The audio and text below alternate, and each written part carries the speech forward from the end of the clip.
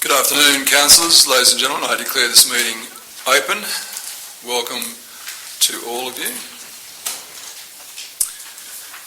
Under announcements, I'm very delighted to confirm that today we've received advice that the City of Bunbury, together with our neighbouring councils, have received approval to be in the first tranche of the Regional Centres Development Plan growth funding, which was announced by the Minister for Regional Development today in Kalgoorlie. So Bunbury, Greater Bunbury, Kalgoorlie, Broome, Greater Geraldton, the four local governments that have received the go-ahead.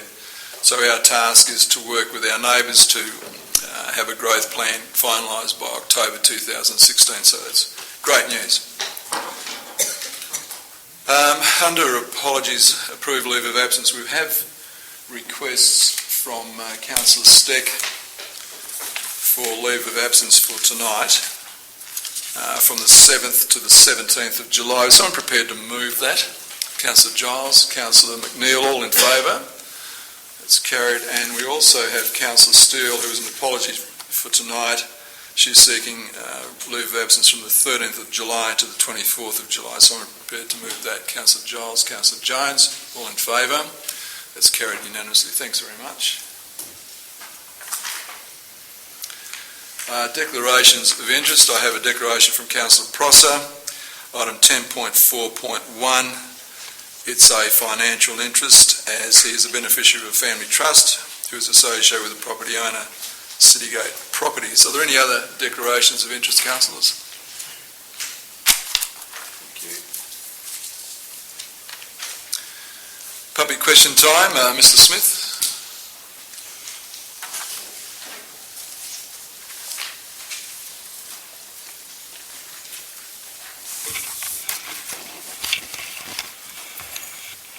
Mr Mayor, can I begin tonight by firstly congratulating the Deputy Mayor for the death notice for Alan Summer, who apparently died last week.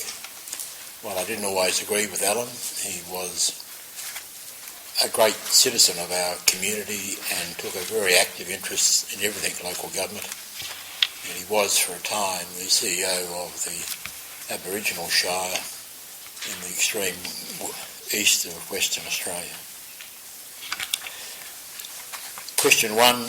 What land has the City of Bunbury sold since the 1st of July 2013, giving the land sold, the sale price, the land gate valuation of the land prior to the sale, and the net proceeds received, and the date of the sale and the date of the receipt of the sale funds in the name of the transferee? 2. What land has the City had transferred to it since the 1st of July 2013? Showing the land description, the date it was transferred to it, and the consideration for the transfer, and whether the title is normal fee, simple or otherwise. 3. What land is the City currently offering for sale, giving the land description, the street address, the land gate or other valuation obtained before the listing for sale, the price being sought by the City, and any special conditions that will apply to each sale. Thank you, Mr Smith. CEO. Yeah, thank you, Mr Mayor. In relation to question 1, this information is available on the public record, as any land disposition since the 1st of the 7th 2013 have been done in accordance with the provisions of section 3.583 of the Local Government Act 1995. In relation to question 2, 2 transfers have been completed since the 1st of the 7th 2013, both in fee simple.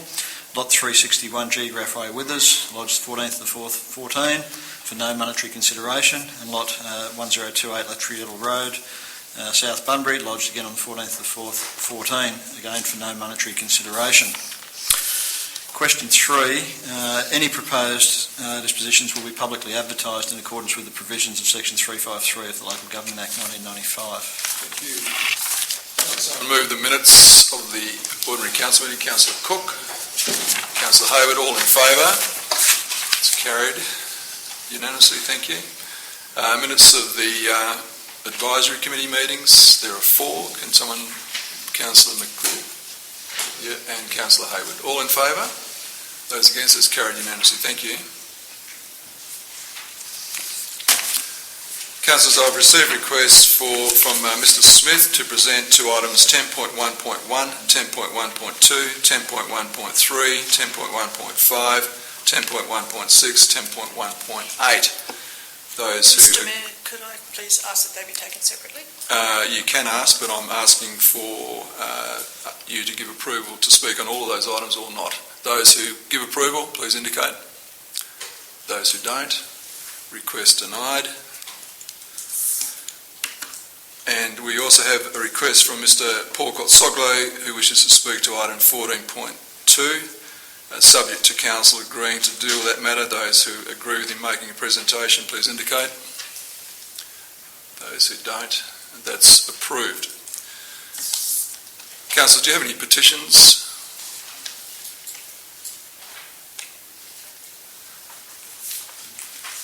Uh, 8.4.1. Councillor Cook, would you care to move the receipt of your report? So moved. Thank you, Thank Mr. you very Mayor. much. Is there a seconder? Councillor Kelly. All in favour? Those against? That's carried unanimously. Thank you. We move on to dealing with the agenda items in front of us, councillors, under item 10, the reports. 10.1.1 requires an absolute majority decision. Are there any other matters which councillors wish to discuss tonight? Councillor, Sorry, 10.2.2.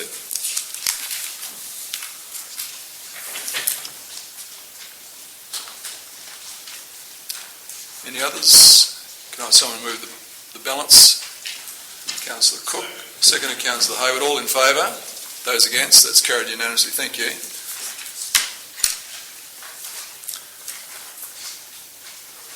(10.1.1). Councillor Hayward, would you care to move that? Yes, sir. Thank you. And Councillor McGrail. Any discussion on that one, councillors? All in favour, please indicate. Those against? That's carried unanimously. Thank you.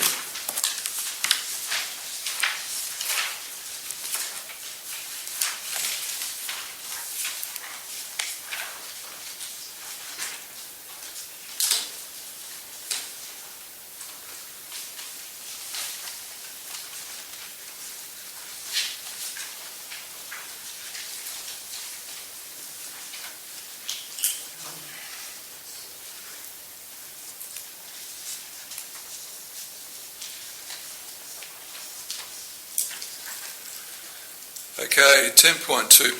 Can I have someone move the executive recommendation, please? Councillor McCleary, second to Councillor McNeil. Councillor McCleary, do you wish to speak? Councillor McNeil, do you wish to speak? Councillor Hayward, do you have a question or speak against? Thank you. I'm just wondering if there's a possibility that we might be able to make a slight amendment to the to this particular one. It's just in relation to the wording around the Withers committee. It says basically that when the last cent's sold that the committee will be folded up. I'm just wondering if we could remove that decision from being made tonight. I'm happy to give some reasons why I think it ought to be removed.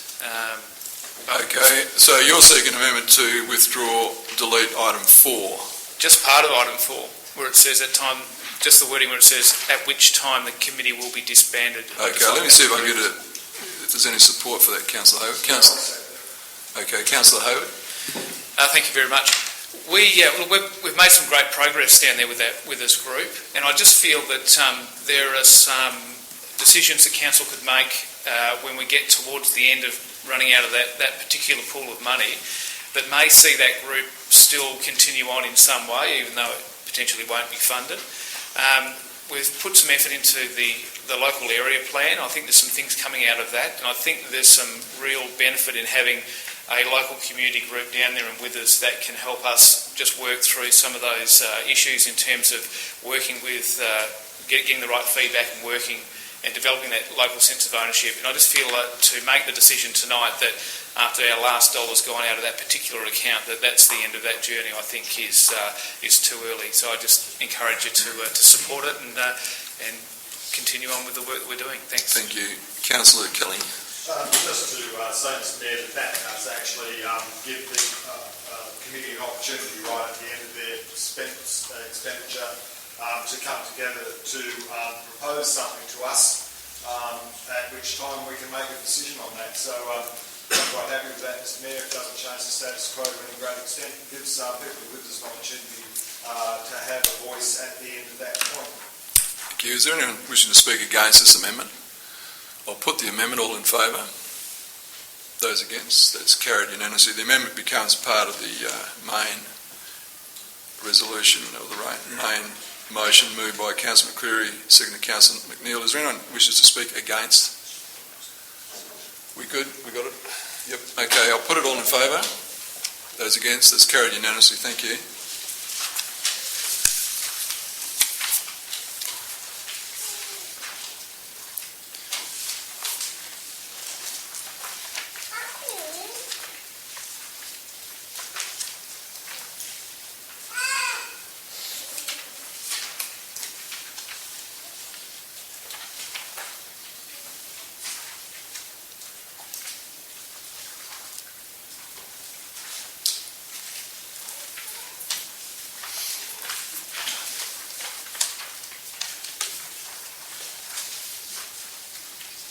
I've got to find a quicker way of scrolling through my iPad, don't I?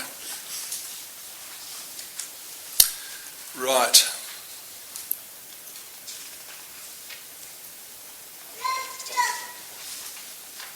We're up to item 11, councillors. Item 11.1, can I have someone move? Councillor Process, seconded Councillor Giles, all in favour. Those against, that's carried unanimously. 11.2.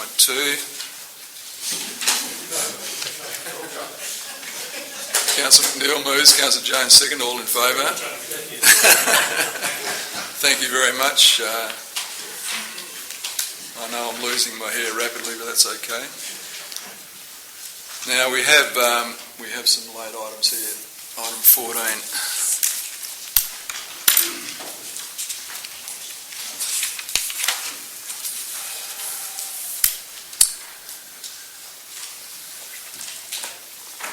So firstly, councillors, I'll be guided by what's on the screen. So can I have someone move that we deal with this matter now under 5.4? Councillor Jones, So Councillor Cook, all in favour? Those against? You're for? Yeah. Those against? It's unanimous. Thank you. That's approved. So, councillors, that is the executive recommendation there. Councillor Kelly, are you prepared to move? Yes, Mr Mayor, I'll move that motion. I think you're foreshadowing a number 3. I will foreshadow that. I'll wait for the second. Okay. Anyone prepared to second that? I've got a question. Which one are we actually moving? 1 or 2? Yeah, go ahead. Through Mr Mayor, Councillor Jones, we're actually endorsing both. It is up to the applicant as to which option they choose in relation to it. So we're giving approval for either or based on the applicant's preferred course of action. So the or is not for us to choose 1 or 2. It's we're going 1 and 2, but the applicants have the choice of 1 and 2, 1 or 2. It's a bit confusing. Can I have someone second that? Councillor Cook. Thank you. Councillor Kelly. Mr Mayor, with your indulgence, may I put the number 3 up here as well as an addition, and then if you consider it as being amendment, then I'll put it as amendment. Otherwise, if the seconder is happy to have it there, Mr Mayor, I'll argue we'll debate that as well. Councillor Cook. I'm pretty happy with it. I'm just a little concerned that it's a little bit prescriptive. Can we add a word without it coming back to council or something? I think, Yeah, go ahead. that if number 3 is put in there, it will need to come back to council anyway, because the minutes that, or the discussion and the debate that we had at the policy committee would need to come back for an endorsement. So I think it's okay on that basis. I believe it is. Thank you, Deputy Mayor. Yeah, okay, that's fine. So we've got approval, councillors, from the move and the seconder to incorporate part 3. Councillor Kelly. I have a question. Question, Councillor McCleary. Thank you, Mr Mayor. We did get an email from a particular business and he wanted to change the amount of money from $15,000 to $30,000, and I don't know how that fits with this. Yeah, just to answer your question, Councillor McCreary, the cost for that particular structure was always $30,000, and Council has previously approved to provide funding of $15,000. So the total cost is 30. So if this gets up tonight, if we support this, then that applicant, that person may seek funding to the tune of $30,000 to be repaid over 5 years, principal and interest. Is that your understanding, Mr. CEO? Question. Councillor Giles? Question, please. Following on from that, in fact, would not it be wise to have some upper limit here, because they might come back and say now it's going to cost $45,000 or Yeah. so, and we've said we will fund the 100%. It doesn't give an upper limit of what we will fund. So, Yeah, Councillor Giles, it's a very valid point you raise, and we have had discussions with amongst the Deputy Mayor, the CEO and myself today on that point, and the applicants are very clearly seeking funding for a specified amount, and that is the spirit within which we're entertaining this motion. So we're not entertaining any other amount apart from what they've mentioned previously. Another question? Yes, please. And that is definitely the end of yours closed then? Yes, for these, if this happens tonight, yes. And point 3, obviously there's an intent for the Council Policy Committee to review this matter, and the next policy meeting is in August, I beg your pardon. Councillor Kelly. Thanks, Mr. Mayor. I'll try and keep this short and simple, Mr. Mayor. But the first point, the option to retain the existing arrangements, was what we had agreed to prior, based on some decisions that were made on the Victoria Street upgrade some time ago. So nothing has really changed there. The second option was because of the misunderstanding that was had between the proponents and the council, which, you know, if we had our druthers wouldn't have occurred, but it's occurred, and that's the way it is, and find ourselves in a position of honouring a principle or a statement of intent. And I certainly don't want to renege on an understanding, even though that understanding perhaps was different in different quarters.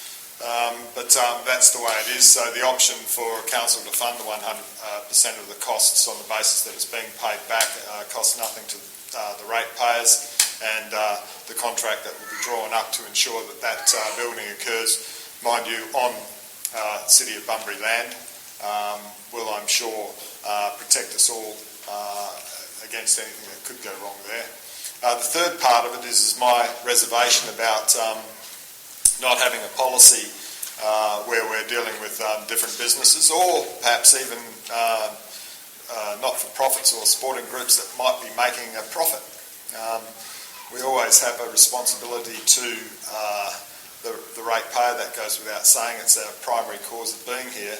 And I believe that we need to send this back to the Council Policy Development Committee to ensure that we are absolutely certain that anybody who approaches the City of Bunbury for, if you like, a loan is covered by that policy, so that we've got some firm guidance as to how we're going about this. Mr. Mayor, just the final thing, that anything that brings an economic and a social benefit to Bunbury, within the Act, of course, is something that we always must consider. I consider that these 3 businesses, based on the upgrade of Victoria Street, which we part-funded, of course, on loans before, which has been a huge success, brought an economic benefit to the people in the main street, the traders that is, also to the people of Bunbury through the social benefit that they've received by having that vibrancy.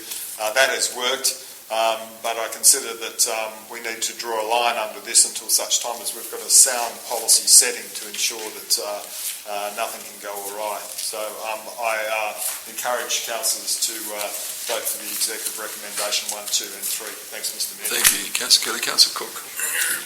Thank you, Mr. Mayor. Anyone wish to speak against this Yes, Mr. query? Mayor. Thank you. I'm not fully against this, but I do wish to make sure that everybody understands what's going on. And in 2013, the Victoria Street upgrade project had a cost overrun. And that meant there was no money for the alfresco structures to happen, which was going to happen. 6 traders in the Victoria Street came together and made an offer to pay 50% of the cost of the structures to enable the project to be completed. I applaud their initiative and financial commitment for the completion of the CAF strip. Councillor Stephen Craddock put the motion on notice in Council on the 17th of September 2013 that Council contribute 50%, a maximum of $31,914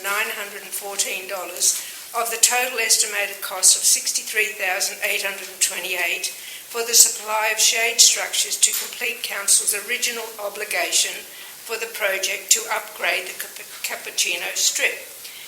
And 2, that an arrangement be entered into with the appropriate business owners for their contribution of the remaining 50% to be paid over 5 years, equal yearly payments. That the ownership and maintenance of the shade structures remain with Council until full payment is concluded, at which time ownership and maintenance will be vested with each individual business.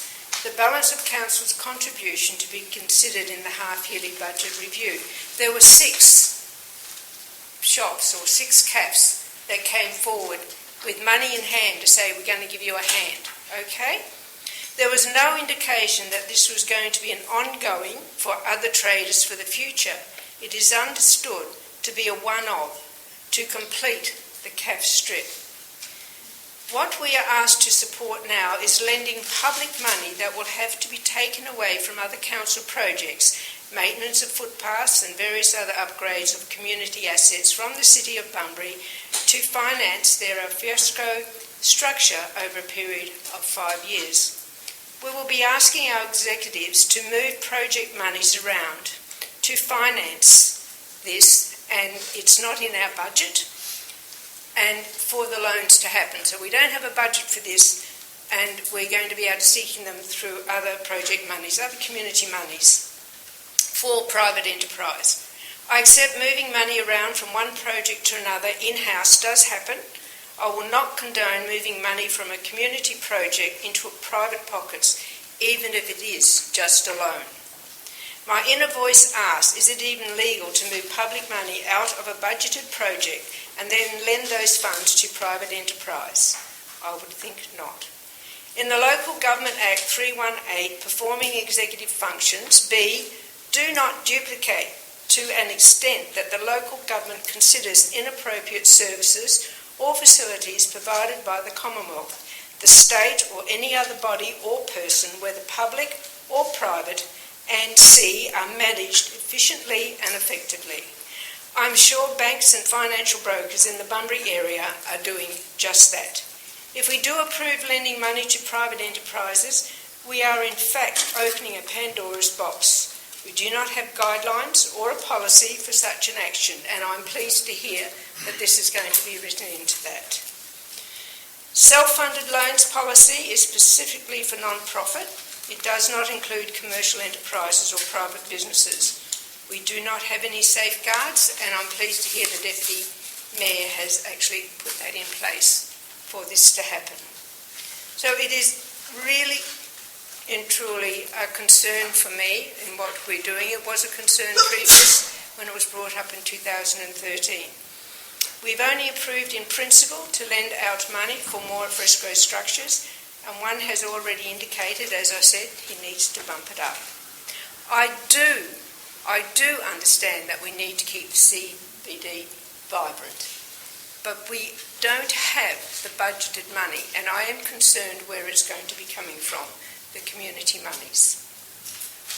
So, councillors, tonight you have the opportunity to politely close the lid on this misunderstanding that public money left over from community projects is available for businesses to receive a loan to purchase alfresco structures. I know I'm being hard-lined. However, I think when I have a principle, we need to stand up for it, and I'm standing up for that principle now. And I hope you will think about it before you vote. Once again, I do applaud you for putting in that little bit about us getting a policy in place. Thank you. Thanks, Councillor Cleary. Before we continue, I'll just ask the CEO, number one, is this legal, what is proposed? Through Mr Mayor, yes, the Local Government Act, while it's silent on it, doesn't prohibit the actions. And secondly, is this funding being taken away from any community projects? Through Mr Mayor, there is funding already for the alfrescoes in Council's budget. There'll be some additional money required to fund this, which will come from savings in other projects as we've gone forward. Thank you. Is there a speaker for the motion? Councillor Hayward? Yeah, I want to speak for the motion. I hear what Councillor Cleary said, but everything we do involves providing infrastructure for the benefit of businesses and our community. It's quite closely linked. I think that what's happened down there on Victoria Street with the alfrescoes that are in place is terrific. It has brought a vibrancy to town. We see more people sitting out and enjoying those facilities there, and it is becoming more what we want. We need to be able to invest into the stuff that we need to be able to bring about those changes we're after. And I think that this is really, it's not a lot of money, and I think that we can safely back it, and I'd encourage people to get behind it and support it. Thank you. Further speaker against? Councillor Kelly? Thanks, Mr Mayor, and I thank Councillor Cleary for those very well put points. Again, I think the bottom line for me is that we've entered into, I suppose, an agreement, an arrangement by what we've said and what we've done. At the same time, I'm very wary that we need to have strong policy settings for this, hence that line that is being drawn, I think has been drawn tonight. I think we honour our agreements with the three businesses that we've entered into negotiations with, and forthwith find ourselves a very strong policy. And some of those points that Councillor McCleary made tonight, I've got no doubt will find their way into that policy, and that next meeting is in August. So at this point, I ask councillors to accept this executive recommendation. Thank you, Mr Mayor. Thank you. I'll put it all in favour, please indicate. Those against? That's carried. Councillor McCleary and Councillor Jones voted against, the rest voted for. I just wish to acknowledge the Honourable John Castrulli, MLA, has just joined the meeting. Welcome to you, John. We move on to the next item, which is 14.2. Can I have someone move that we deal with this matter tonight? Thanks, Councillor Prosser. Councillor Giles, Councillor Cook, all in favour. Those against? One. That's carried. Mr Kotsoglo.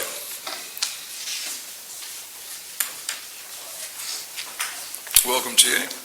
Thank you, Mr Mayor. Mr Mayor, councillors, officers, ladies and gentlemen, thank you for the opportunity to speak. I was responsible for sending an email to councillors and staff from my office today, and this presentation is essentially a summary of that. I take it the elected members have received that, and I'm here to seek your approval for a change of use at Lot 501, Unit 3, 15, Sandridge Road, East Bunbury. I spoke about this last time I was here, you may recall that.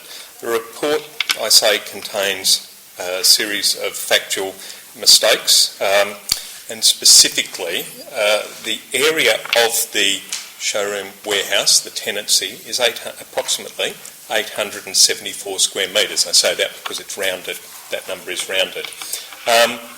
This proposed use, the Sports Power Warehouse Superstore, is what we say is a showroom warehouse. It's the first of its kind in the state of Western Australia, and therefore it's not possible to compare it accurately with other stores in Western Australia. I know there have been comments made in the report that the use is similar to ones in a main street or in a shopping centre. That's not the case. There are elements of it that have components that you could identify from those other stores. But this is not simply one of those facilities. I did circulate some photographs, a floor plan, and some attached photographs which give a clearer indication of that which is being proposed. The summary of the report in its introduction makes reference to the relocation of the Sports Power from its Eaton Fair shopping centre site. That's not correct. The shop is not moving from Eaton, and that may have caused some concern that the shop would move into the mixed business zone. Importantly, the area of the facility, being 874 square metres, is not 720 square metres, and therefore we've requested the draft recommendation for approval be modified to reflect that in terms of the areas and percentages. There are a number of comments in the report that we don't agree with, clearly, and if you've read my submission, we say that they're not an accurate reflection of our submission.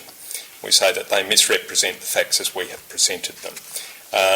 There are plans that have been modified. The plan in the Appendix 4 has been changed, and if you review that plan, you wouldn't know that modifications were made to that plan from what was presented. The colours on that plan show what is referred to as retail and what is referred to as bulky goods.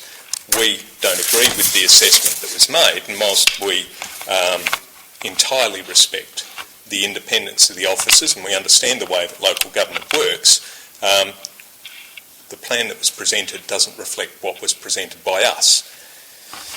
We say that the applicant is not proposing unfettered retail shop activity, pure and simple. It's not proposing unfettered, unencumbered retailing.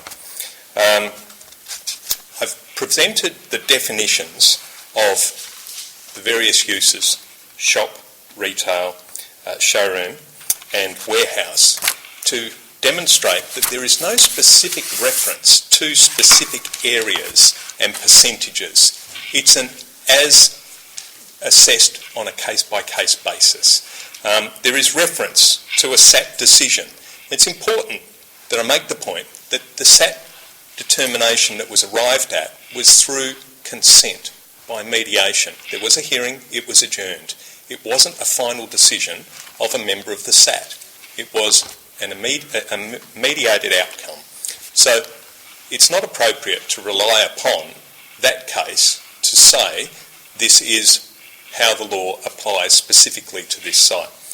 Mr Mayor, we've provided an alternate recommendation with some red lines and some strike-throughs to reflect what our client would like to see approved. Thank you for your time. Thank you, Mr Kotsoglo. Councillors, can I invite someone to move one of the two recommendations before us? Councillor Kelly, which would... It'll be the second one, Mr Mayor, which is on page 64.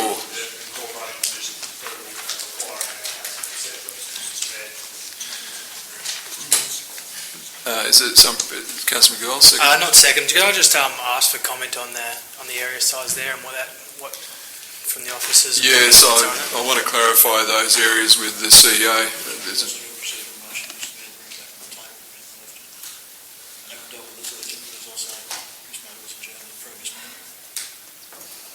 Well, thank you, Mr CEO.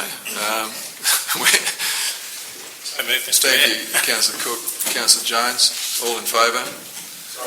There's a procedural motion to bring it back off the table. Yeah. Those against? That's carried.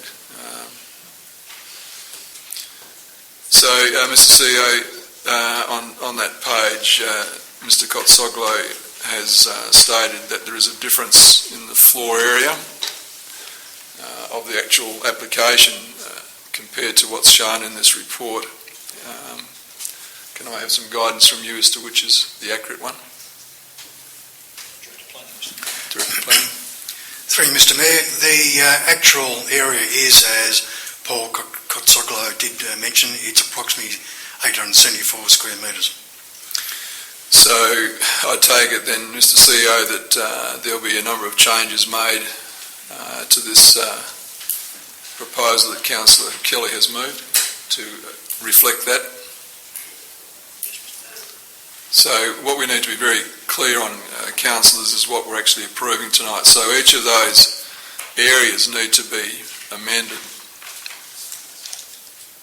if that is intent.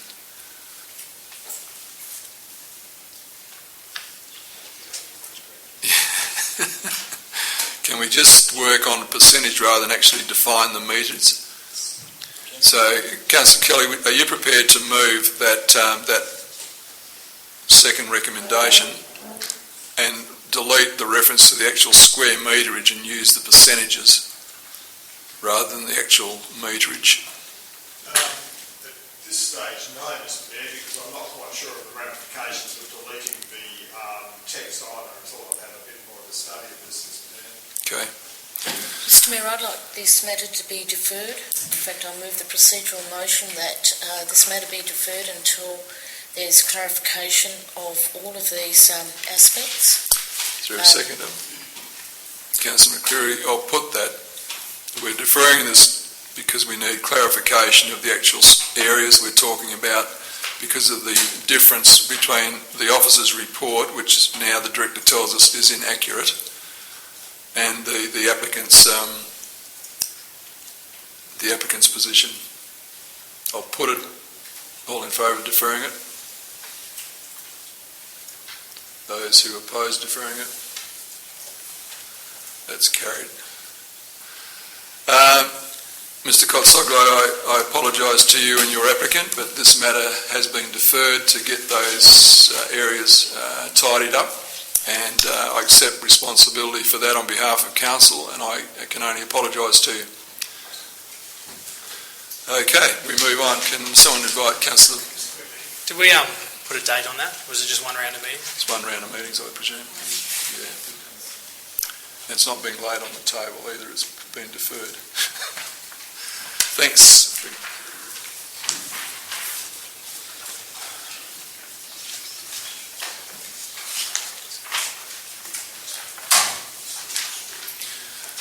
Councillors, we have a further matter of an urgent nature. Can I have someone move that we deal with this one tonight?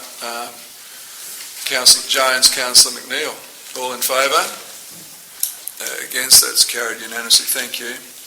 I'll just ask the CEO to explain what this is all about and to give those of you who hadn't had the chance to read it before tonight. Yeah, thank you, Mr Mayor. As councillors will be aware, the existing works depot out on Noosa Avenue has been there for quite some period of time. Obviously, over the years, there's a lot of maintenance work that's had to be done. We've also relocated all our engineering staff out there in the last couple of years. As a result, there's a number of occupational safe and health issues that have to be resolved. More recently, or most recently, we've had a number of failures in relation to the sewage and septic systems. We need to rectify those immediately to keep the depot operational and to address the concerns that have been raised by staff out there.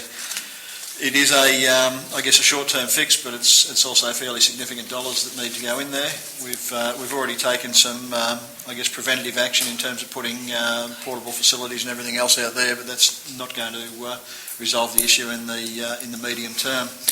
Any decision going forward by council to relocate the staff out of that to a new facility obviously will take some time. So we're looking for I guess a temporary solution probably for the next 18 months to 2 years whilst we progress with alternate options. Happy to take any questions and clarify anything else, Mr Mayor. Councillor Cook, question? The CEO just mentioned it's temporary and all that jazz, but isn't this really an investment in the future? I mean, this won't be wasted if we redevelop the site for some other purpose. We'd always need to be connected to deep sewerage, surely. Thank you. So through Mr Mayor, certainly the issue, and I discussed this with the Director earlier today, the pump station and so forth would be required, but certainly I guess the actual pipe work and everything else is really just an expense item in this particular circumstance. We've looked at alternates to make it a more long-term solution and to make sure it can be utilised again, but this really is a short-term fix. Can someone move? Councillor Jones, seconded. Councillor Hayward. Councillor Jones? Thank you, Mr Mayor. I think this money won't be wasted because that area, in terms of its potential for redevelopment, will possibly be even enhanced by the provision of the sewer reticulation main. It's just a bit of a pity that we hadn't acted with some kind of robust resolve in the past for our workers to have some place that really is befitting of their professional circumstances, because the depot is in desperate need of refurbishment, but we know that it's not a sensible thing to do anything other than urgent upgrading, because ideally we do need a new place for the activities of the depot, and it's not for the want of trying. I mean, there have been numerous attempts to have a new depot built for the workers. Even before 2001, we've had money put in the budget, including I think at one stage $1 million, but that's been whipped away at times. So I'm pleased that this is being regarded as an urgent option, and that we really do make an earnest attempt to get a satisfactory long-term solution to the need for a new depot in Bunbury. Councillor Hayward? Anyone wish to speak against this? Or put it all in favour? Those against? That's carried unanimously. Thank you. Thank you very much, councillors, ladies and gentlemen. I declare this meeting closed at 6:13, roughly.